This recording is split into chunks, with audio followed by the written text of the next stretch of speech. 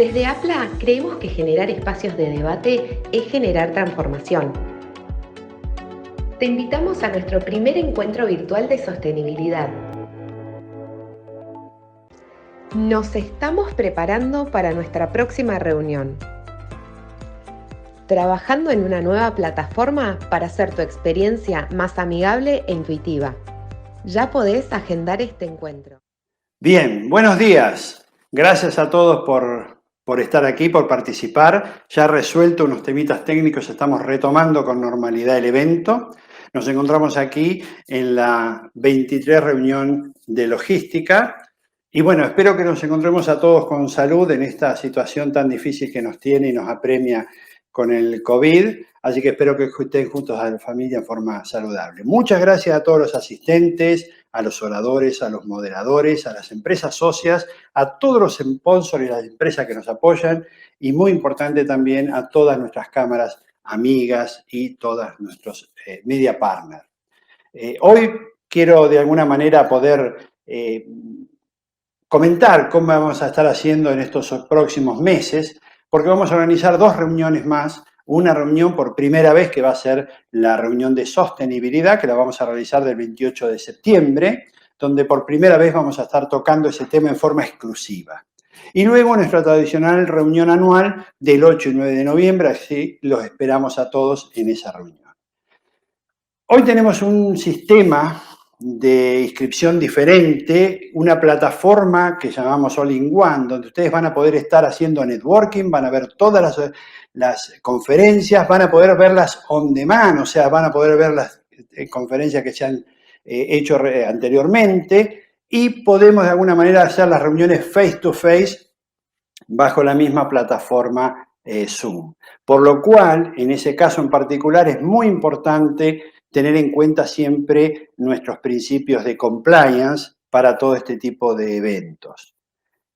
Nosotros lo que más queremos hoy por hoy es estar muy cercano a todos ustedes, así que vamos a comenzar primero que nada diciendo que en esta oportunidad, en este evento, por primera vez vamos a contar con la traducción o la interpretación por lenguaje de señas, que nos va a estar ayudando Gabriel y Jimena, y esto ha sido un gran aporte, una gran idea y un gran apoyo de Mesucan. Mesucan, que es un operador logístico integral, nos ha ayudado para que nosotros también podamos ser cada vez más inclusivos y más integrales. Por lo cual, muchas gracias, Mesucan, por esta brillante idea y oportunidad de poder incluir más a nuestro público. Bueno, básicamente hoy por hoy lo que más me interesa es que podamos pasar a nuestra primera sesión, donde vamos a tener a nuestro economista que nos ayuda en todos estos eventos de logística para hablar un poquito de la economía y la política regional, a Munir. Lo vamos a tener aquí un poco explicándonos cómo ve el panorama. Munir es director ejecutivo para Perú y Colombia de BTG Pactual. Munir es economista, graduado en la Universidad del Valle de Colombia y con un doctorado también en la Universidad de California. Munir es un fuerte conocedor de Latinoamérica, de todo el sistema financiero, ha trabajado más de 10 años en el Citibank como vicepresidente y realmente nos ayuda mucho para darnos una visión de toda la región. Así que sin más preámbulo y solamente agradeciéndoles nuevamente a ustedes, estamos a disposición a través de las redes y del WhatsApp por cualquier duda que puedan llegar a tener, pero la idea es que podamos disfrutar de la presentación de Munir. Así que muchas gracias a todos. Munir, todo tuyo el auditorio. Gracias.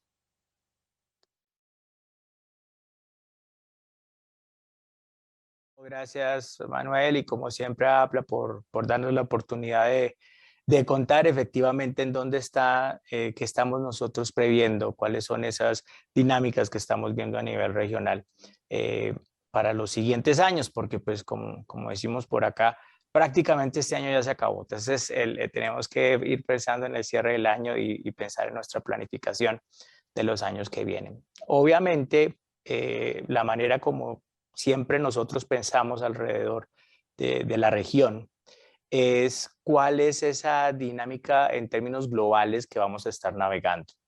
Y el mundo se ha venido moviendo en una dinámica de recuperación. Tal vez lo más interesante de esa dinámica de recuperación es que la interpretación de la recuperación ha venido cambiando alrededor del año. La única verdad macroeconómica, por así decirlo, es que desde octubre del año pasado han sido muchos más las revisiones al alza en materia de actividad económica que se han presentado en todas partes del mundo. Las excepciones pues, de disminuciones en las previsiones de crecimiento han sido muy pocas, mientras que las revisiones al alza han sido el factor común. Sabíamos que en 2021 íbamos a tener una recuperación por base estadística. Tal vez lo que vimos en las dos geografías, me atrevería yo a decir a nivel internacional, en donde se han hecho las revisiones al alza más grandes, que son los Estados Unidos, la principal economía del mundo, y la economía de la India, pues lo que sí de alguna manera pues veíamos era toda un impacto del rebote, pero en el caso, por ejemplo, de una economía como los Estados Unidos, el impacto de los apoyos fiscales estaba subestimado, lo habíamos subestimado. Y en la medida que se fueron consolidando esos impulsos fiscales, comenzamos a ver revisiones al alza en materia de ese crecimiento económico. Y es así como el crecimiento económico global, pues instituciones como el Fondo Monetario Internacional lo tienen en niveles alrededor del 6% para este año. Nos hablan de crecimientos muy cercanos al 5% para el año entrante, lo cual son normales, son crecimientos atípicamente altos para el mundo. Digamos, no es común que tengamos tantos periodos, 2 periodos consolidados de crecimiento. ¿Cuál es el objetivo desde el punto de vista macroeconómico? El objetivo es primordial de todas las economías del mundo, son dos, diría yo, desde el punto de vista de actividad económica. Uno, recuperar los niveles de producción prepandemia, volver a los niveles de PIB que estábamos antes. Y lo segundo, solucionar el problema del mercado laboral que se generó a nivel global. Tuvimos con la pandemia una pérdida en empleos de forma considerable y ahora pues se hace necesario en las distintas geografías empezar a ver cómo hacemos para recuperar esos trabajos. En algunas se ha avanzado muy rápido en eso, en otras no tanto, y es ahí en donde está pues el reto de política económica más interesante. Desde el punto de vista entonces de política monetaria y política fiscal, los bancos centrales del mundo, los del mundo desarrollado sobre todo, todavía vemos tasas bajas, todavía vemos niveles de liquidez, pero el mercado está ya anticipándose a lo que va a comenzar a pasar en 2022 y es el proceso del retiro de ese estímulo que se venía dando. Va a comenzar no con tasas de interés, las tasas de interés diría yo, vamos a empezar a ver las más altas en el mundo desarrollado, las de política, probablemente finales de 2022, comienzos de 2023, pero donde va a comenzar esta historia es en el retiro de los programas de compras que se venían haciendo por parte pues, de los bancos centrales tipo la Fed, los Estados Unidos, el Banco Central Europeo. Ellos venían todos los meses haciendo compras de bonos, bombeándole liquidez al mundo, porque no era solamente a sus economías, y ese programa pues va a comenzar a disminuir. Eso tenemos que tenerlo en cuenta. Normalmente los mercados financieros se asustan de eso, pero la perspectiva macro hay que entenderla como que eso es una respuesta a que el paciente está mejor. Y obviamente que si el paciente está mejor no podemos, un error craso sería mantener un estímulo cuando el paciente ya se encuentra en condiciones mejores. Entonces sí va a generarse ruido, pero al final de cuentas nosotros creemos que es ese proceso de recuperación lo que vendría a generarse y lo que vendría a sostener de alguna manera el hecho de que se retire ese estímulo. Hay un costo y el costo que estamos comenzando a ver, ustedes de este sector lo sienten desde dos lados y lo manejan perfectamente. El uno son presiones inflacionarias, los incrementos en costos de transporte, y el otro punto que de pronto quería hacer simplemente mirando un par de diapositivas más adelante, en términos de la dinámica que podemos tener con los precios de los commodities. Yo creo que una más y ya no molesto más. Ahí estamos bien. Y es esa dinámica que hemos venido observando de los precios de los bienes básicos, que para el año pasado venía muy bien, sería el anterior. Para el año pasado venía muy bien en términos de los metales básicos y que ahora este año se generalizó a toda la familia de commodities. Estamos viendo que ya no es solamente el cobre, lo cual es muy bueno para países como Chile, para Perú. Estamos viendo ya que hay una muy buena dinámica de precios de petróleo, en donde pues los precios que muchos analistas preveían ver a finales de año se comenzaron a ver desde temprano en el año, febrero, marzo, y eso ha llevado pues a una revisión al alza. Por ahora hemos visto una mejora sostenida en las expectativas de precios de petróleo y la dinámica de precios de los alimentos con unos incrementos también de forma muy considerable. Más allá de entrar a hablar de productos específicos, el indicador de la FAO, por ejemplo, que nos habla de esa dinámica de precios de un grupo, una canasta de alimentos básicos, pues nos habla de incrementos de más del 50% en lo que va del año, lo cual también beneficia a productores de esto como Brasil, como Argentina. Entonces la región, específicamente Sudamérica, pues se ha visto muy beneficiada con esas mejoras en los precios de los commodities y por un lado, por lo menos ha sido una buena noticia de mayores entradas en dólares en una situación pues en las que los hemos necesitado. Así las cosas, la dinámica de actividad económica en un contexto externo, simplemente para resumirlo, sería, tenemos todavía tasas bajas, por lo menos hasta finales del 2022, comienzos del 23. Vamos a empezar a ver un retiro de estos programas de estímulo monetario y obviamente eso va a generar algo de ruido, seguramente algo de presión en tasas de fondeo. Si yo soy una compañía que estoy pensando en fondear proyectos o en fondear, sacar algún esquema de bonos o algo hacia adelante, pues eso va a tener y a redundar también en unas tasas un poco más altas, pensando en hacia el 2022, pensando ya más hacia el 2022. La principal hipótesis que nosotros hemos venido manejando ya para entrar a hablar un poco de la parte regional, si nos podemos mover ahora sí a la siguiente diapositiva, ha tenido mucho que ver con la dinámica de los procesos de vacunación. Los procesos de vacunación han sido muy desiguales, ha habido aprendizaje por parte de los países, porque pues desde el proceso de contratación de las vacunas hasta el mismo logística para la aplicación de las mismas, pues ha requerido un aprendizaje. Algunos países se han movido a buena velocidad, otros países no tanto, algunos países han acelerado de forma importante pues estos procesos de vacunación. Lo cierto es que empezamos ya a ver unos porcentajes importantes, estamos todavía lejos de los porcentajes que nos permitirían hablar de una inmunidad de rebaño, pero nosotros hemos venido manejando la hipótesis de que aquellos países que lleguen primero o que sean más eficientes en sus procesos de vacunación deberían crecer más que aquellos que no, aunque en general el proceso de recuperación es bueno. Y así podemos ir al siguiente slide en donde vamos a ver pues, los crecimientos ya que tenemos para la región. Aquí me voy a detener un poco simplemente para mostrar que efectivamente el 21 es un año de recuperación. O sea, sin lugar a dudas, estamos en un año de recuperación. Las economías han venido mientras se les ha permitido reaccionar.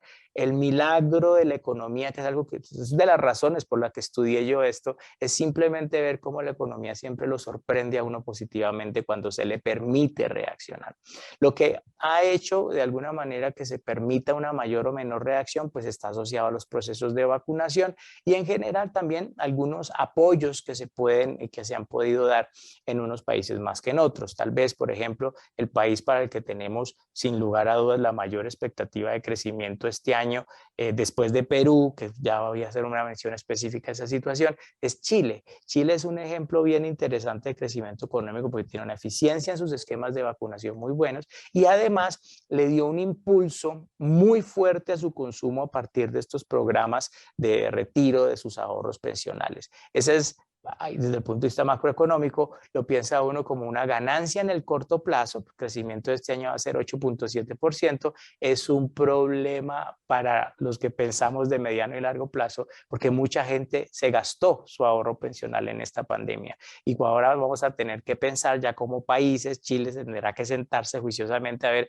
cómo le va a garantizar pensión a estas personas que se lo gastaron en estos años, pero eso le va a costar, eso va a tener un costo y ahorita que hablemos un poco de ese mediano y largo plazo, pues eso va a funcionar. Pero pues sin lugar a dudas, el crecimiento que estamos manejando del 8.7% para este año en el caso de Chile, pues tiene esa combinación de la eficiencia y la reapertura de la vacuna con un impulso al consumo muy fuerte que se está dando pues producto de estos programas de retiros que se han dado allá.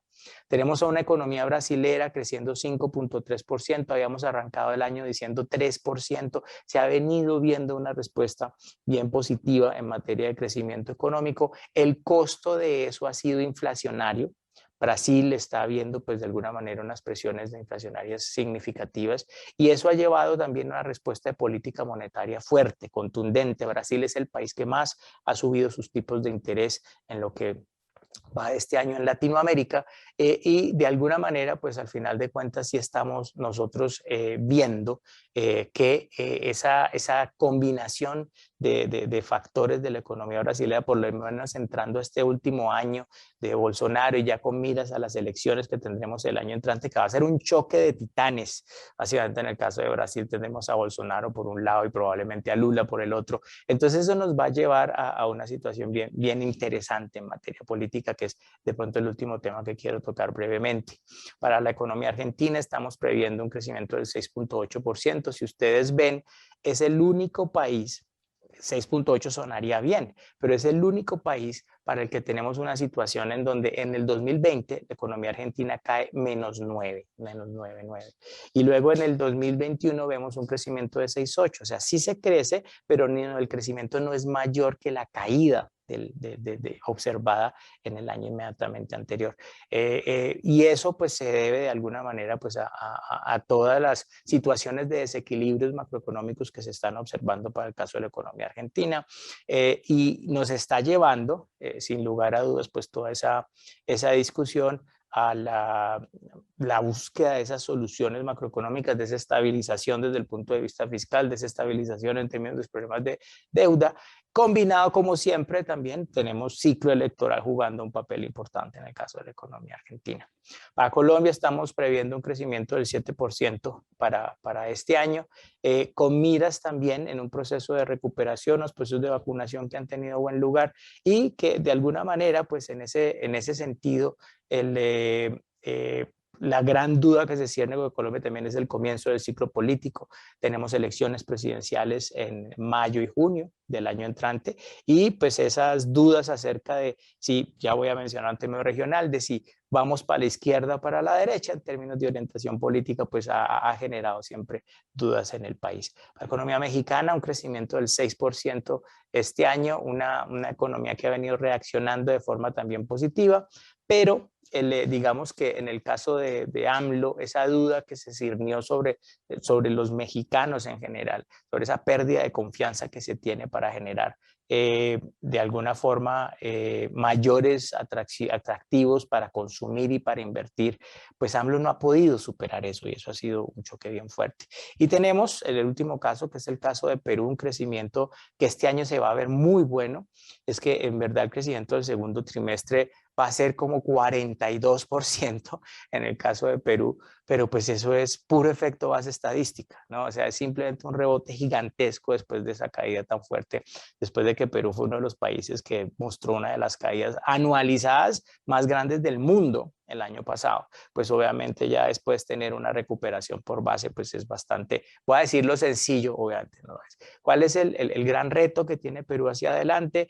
Poder garantizar que no le pase lo de México, que no se vaya a desincentivar los procesos de inversión, que no se vayan a desincentivar los precios de consumo, porque pues las dudas que se generan con el nuevo gobierno y efectivamente sobre su postura moderada o no, es algo que está afectando sin lugar a dudas y que va a tener un impacto sobre esas decisiones de inversión y sobre esas decisiones de consumo. Tal vez el último comentario, muy rápido, ya en el último slide que tengo, que es el siguiente, es precisamente el ciclo político. Estamos comenzando, si podemos pasar por favor el slide, estamos comenzando un ciclo político, digamos con miras este año, tuvimos ya elecciones en Ecuador, fue la primera sorpresa en donde la sorpresa fue porque pues el gobierno se movió hacia la derecha. Luego tuvimos en principio los procesos en Chile y en Perú, las elecciones de Congreso y elecciones de la Convención Constituyente, el Colegio Constituyente en el caso de Chile en abril. En Perú tuvimos una elección que es importante, yo digo, para todos los países del mundo, y es, no se puede llegar con 20 candidatos a la primera ronda, porque eso hace que los extremos terminen ganando, que tienen de alguna manera una fuerza súper importante y súper base. Entonces se pasa con esto, se polariza el país de una manera impresionante. El presidente Pedro Castillo termina ganando con 49.000 votos de una población de 30 millones. Entonces, en verdad eso fue un empate. Entonces, se termina dando esa situación. Y se termina entonces Perú con un presidente que para la segunda vuelta buscó un esquema moderado, pero que con la elección de algunos miembros de su gabinete y con la influencia de alguna manera que tiene el partido político sobre él y su director, Vladimir Cerrón, pues nos está poniendo a sufrir, por lo menos en términos de lo que puede ser la certidumbre hacia adelante. Tuvimos en México una sorpresa, voy a decir positiva, en términos de que AMLO pues quería garantizar la mayoría en el Congreso para poder pasar cambios constitucionales, aprobar cambios constitucionales. Eso no le funcionó, no en las elecciones que hubo en junio no se dieron, y por lo menos desde ese punto de vista institucional se le puso un freno a esa llamado que se está observando en todos los países cuando hay gobiernos de izquierda, es que se está llamando a cambiar constitución. Entonces, como que el problema es la constitución y pues no son los problemas, ¿no? El problema no son los problemas, el problema arreglémoslo en el papel. Entonces, eso por lo menos en el caso de México se pudo parar.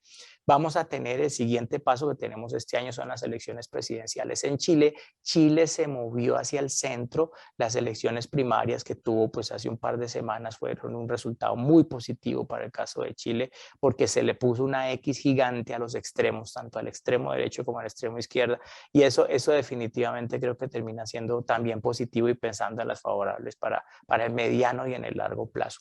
Y en ese sentido luego vamos a tener Argentina, tenemos elecciones legislativas pues ahorita en noviembre, una pelea que Argentina siempre está en elecciones, ¿no? Esa es una de las cosas que aprendí de Manuel. En ese sentido pues uno siempre quiere lo mejor en términos de la capacidad de la gobernabilidad en un ambiente pues en donde se garantice unos mínimos de condiciones macroeconómicas para sustentar el crecimiento económico. Y ya en miras a 2022 arrancamos con elecciones en Colombia primero y luego hacia Brasil. Entonces, este ciclo político, lo interesante es que no hay una tendencia clara. A mí algunas personas me preguntan, Munir, ¿Latinoamérica se está moviendo hacia la izquierda? La respuesta es no. ¿Latinoamérica se está moviendo a la derecha? La respuesta es tampoco.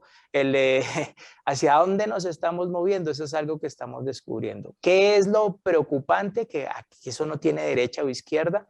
Que después de una crisis como la que tuvimos, la tentación de hacer propuestas populistas va a venir de punta y punta. Pero definitivamente vamos a tener esas respuestas de punta y punta. Y es algo que tenemos pues, que tener muy presente, porque pensando en el mediano y en el largo plazo de la región, después de esta crisis que ha sido la peor crisis que ha afectado en materia de actividad económica a nuestras economías, pues la pregunta que tenemos que hacernos es ¿cómo quedamos? ¿Cómo queda nuestro mercado laboral después de eso?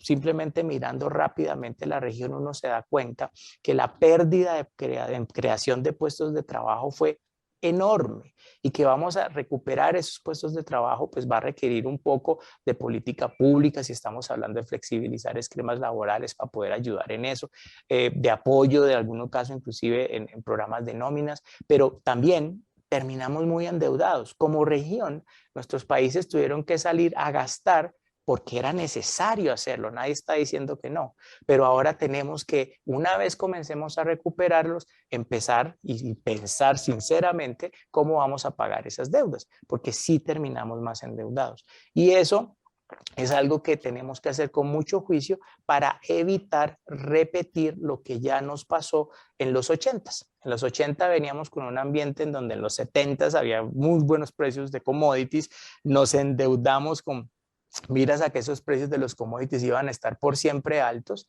se cayeron esos precios de los commodities y nos quedamos sin con qué pagar. ¿Cuál es la gran diferencia que tenemos hoy en día? Que la composición, por lo menos, de la gran mayoría de economías no es por lo menos deuda en dólares, por lo menos la gran mayoría de deudas que tenemos es en monedas locales. Entonces, para la gran mayoría de países, pues por lo menos un poco, voy a hablar, licuar esas deudas, pues se volverá un poco más fácil el caso pues de una situación compleja. Sí, habiendo dicho eso, el reto está ahí y tenemos que aprender también de un país, por ejemplo, como Colombia, que trató este año de anticiparse a esa discusión y pasar a una reforma tributaria, y lo que hizo con esa reforma fue un catalizador de una protesta social que fue enorme y que paralizó al país prácticamente por mes y medio. Entonces, los retos que tenemos son muchos, sin embargo, para mí, la percepción, y con esto yo creo que ya le voy a dar la palabra otra vez a Manuel, la percepción que yo tengo alrededor de la región es que institucionalmente a mí no me queda la menor duda de que hemos mejorado.